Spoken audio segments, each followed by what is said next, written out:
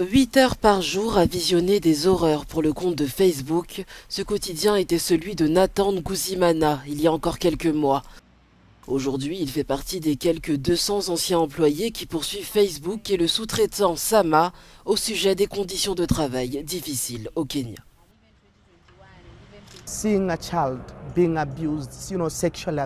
Voir un enfant être abusé sexuellement m'a vraiment touchée.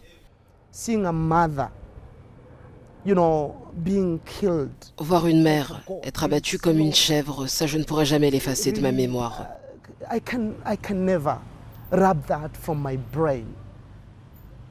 Certains d'entre nous viennent de pays qui ont connu des génocides, vous savez, et toutes sortes d'autres choses.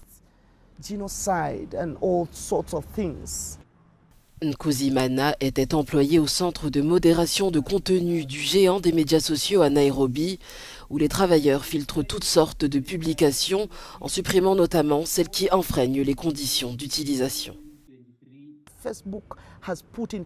Facebook a mis en place des politiques standards qui donnent une direction aux modérateurs pour qu'ils sachent si oui ou non tel ou tel contenu peut rester sur la plateforme.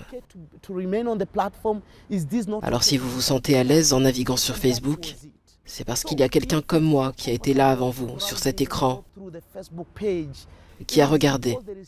Est-ce que cette publication a sa place ici ? Sinon, alors je dois l'enlever, car personne ne doit la voir. L'action en justice entamée par les anciens modérateurs de contenu est la première connue en dehors des États-Unis. Pour les plaignants, le nécessaire n'a pas été fait pour assurer un soutien post-traumatique aux employés. Les lois relatives aux droits du travail au Kenya sont encore très anciennes.